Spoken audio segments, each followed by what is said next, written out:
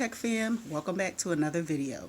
So today I'm going to do a story time. I'm going to tell you about the time that I dated a pathological liar. I had these glasses on in the house because my allergies are jacked up. I mean, they are trying to take me out, so that's why I got my glasses on. Don't mind me. But anyway, so yes, I dated a pathological liar. This had to be probably maybe about 5 years ago, 4 or 5 years ago, maybe. And I was single, probably for about 6 months, and I was like, all right, your girl won't get out there, go on some dates or whatever.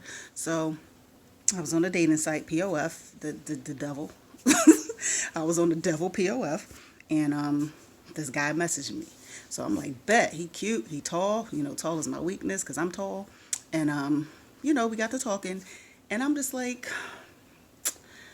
some of the stuff he's saying, he's a little over the top.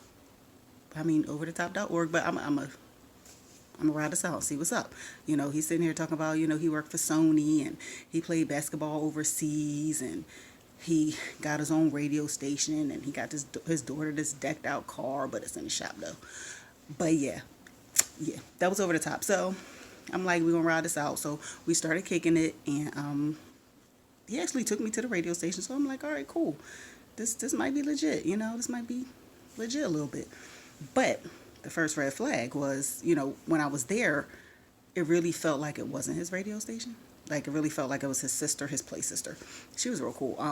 But it really seemed like it was her radio station. But I'm still like, all right, ignore the red flags. We're gonna ride this out and and see what's up. So as time goes along, more red flags are popping up. The second red flag was it just seemed like his financial situation was not where it should have been. I found myself doing things like paying his phone for him, helping him out, but it was just starting to happen too much. And he did stuff like bought me flowers and all that good stuff, which I thought was cool, but still I was really like helping him out a lot financially. So I even gave him my car once. It was easy for me to get to work in my car, and something happened to his car. His car went down, so I was like, "Here, just take my car until you get yours fixed." But it was taking a long time for it to get fixed. So I could only assume it was a financial thing.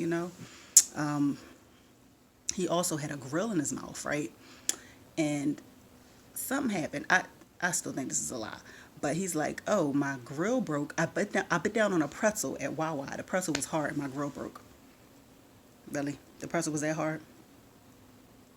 I'm blinking under these glasses. I'm doing a Dora the Explorer blink. Blink, blink. The pretzel was that hard? That's how you grill broke? But I'm like, oh, wow, that's crazy. You should sue. Like, just not seeing these red flags, thinking, how ridiculous that sounds. And underneath the grill, he didn't have no teeth. Like, he ain't never told me he ain't had no teeth under that grill part. But I'm still riding it out. That's my boy. I'm still riding it out. And I believe the reason that his teeth were missing was a lie as well. He told me that he got it when he was younger playing basketball. His teeth got knocked out. Okay.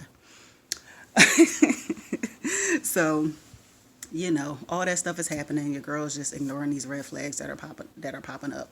But then it really started getting to me. Like, the third red flag was, like I told you, I was letting him use my car, and it was around Christmas time. I had went to visit some family in Maryland. So I'm like, just pick me up from the train station. When I get home, pick me up from the train station.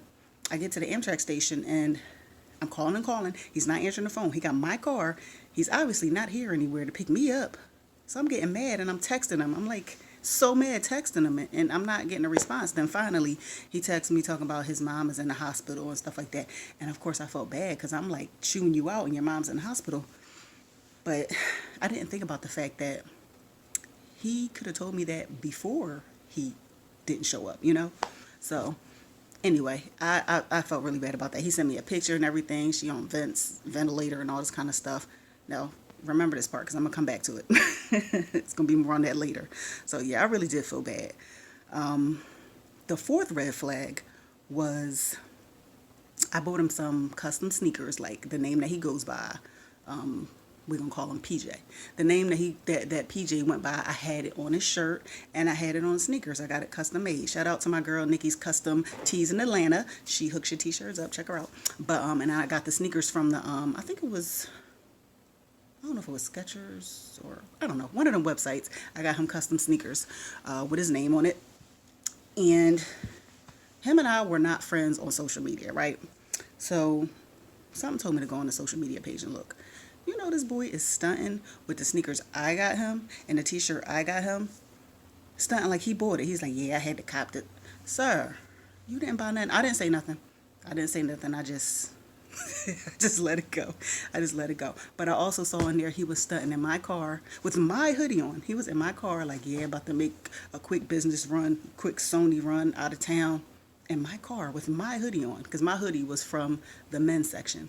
And he was wearing it. Really? You going on business? That's your car. That's your car too, huh? Like, that was, I don't know. I was getting more and more angry, looking at that.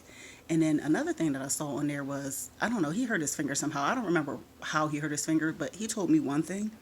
But when I looked on his social media, he said his daughter closed his finger in the trunk. And I'm just like, that's not what he told me. Like, I'm just getting increasingly, like, more confused at all the stuff that I'm seeing on his Instagram that just don't line up with, his life off of Instagram. He's just stunting. I'm just like, does he need attention? Like, what is it?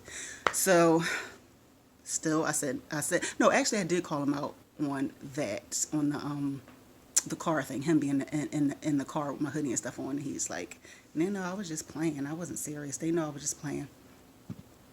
Okay. So we get past that. But I just let all this stuff just go way too long. Thankfully, he didn't waste much of my time. It was only a few months. But the fifth red flag was New Year's Eve. He was supposed to come pick me up. We were supposed to go out on New Year's Eve, and just, how people do. When they together and stuff like that, New Year's Eve, you want to be with your person at midnight. So that's what we were supposed to do. So it's getting later and later, and he's not showing up. So I'm just like, what the heck? Like, what is he doing? He's texting me like, I'm at my brother's house, and he's sending me pictures of bottles. He's like, but I'm coming. Midnight passed, so I'm just like, well, what the heck is the point now? Like, midnight passes. And then later on, I get a text message from a cop saying that we have your dude in custody or whatever. He asked us to reach out to you. Really? What cop is taking somebody's phone and texting the person's girl from their phone for you? Who does that? So that's how I'm just like, really? Really? I don't even know if I responded. I don't remember like really entertaining that. But it was just dumb. It was just stupid. And you know how I know it was him doing it, because there was a certain word, and I can't remember what the word is, but he always misspelled this word all the time when we would text. So the word was in this cop's text message, and he misspelled it the exact same way that dude did, that PJ did. So I knew it was him, like faking. Like, I don't know why he had to do this fakery. If he wasn't coming, he should have just said, I'm not coming, And I really felt like he got distant after I called him out about the stuff on Instagram. Like, he really just, I don't know. Maybe because he knew I was on to him, but he did start acting funny after that. So, it's crazy. So, I don't know. I guess that whole situation passed. I even asked his brother about that. I really hit his brother up too. And his brother was like, yeah, they got him. He was playing along. Because that was him the whole time. So, the fifth red flag was he was supposed to come to my house, and we were supposed to talk about this whole cop situation and what happened on New Year's Eve.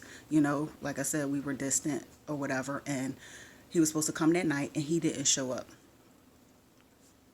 So I'm just like, what's up? So he texted me, I guess later that night or next morning or whatever, and was like, he got in a car accident. He sent me a picture of him laid up in the hospital, and it wasn't his whole body. It was like showing his leg like propped up. He's saying he hurt his leg, so it was showing his leg like propped up, and you could see all the hospital stuff in the background. So I'm just like, wow, that sucks. And I looked on his Instagram again, and he posted a different picture than the one that he sent me, and everything looked different in the background. So I'm just like, and I zoom in, right? I see the date. You know how it has the board up there where they write your nurse's name and all that. So I'm zooming in. I'm just like, this is a totally different year on that board. This is not 2007 or 2017 or 2018, whatever year it was. This is not 2018 on here. Where did this picture come from? So I go on Google and I start scrolling around. I don't think I found the picture on Google, but clearly he got it from Google or from somewhere because it wasn't him.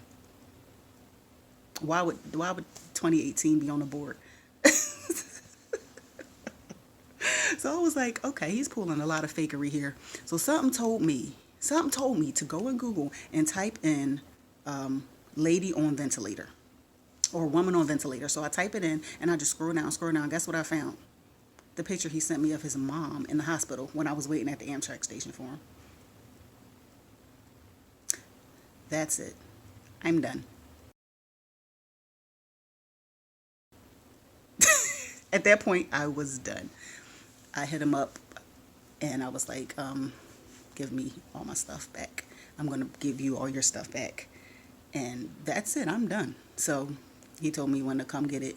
And he said it was going to be inside the car outside of his house. He couldn't even face me. It's going to be in the car outside of his house. So I opened the car, I got my stuff, and I left his stuff in there. And that was it. That was the time that I dated a pathological liar. Lady and men, don't ignore these red flags, please. Don't be like me, no matter how tall, or cute they are. Don't ignore those red flags. Just let it go, okay? Let it go. There are other fish in the sea. And not plenty of fish on the sea. Don't go in there. But there are other fish in the sea, and just don't ignore the red flags, okay? All right. I'll talk to you guys later. Thanks for watching. Don't forget to like, share, and subscribe to the channel. And I will holler. Peace.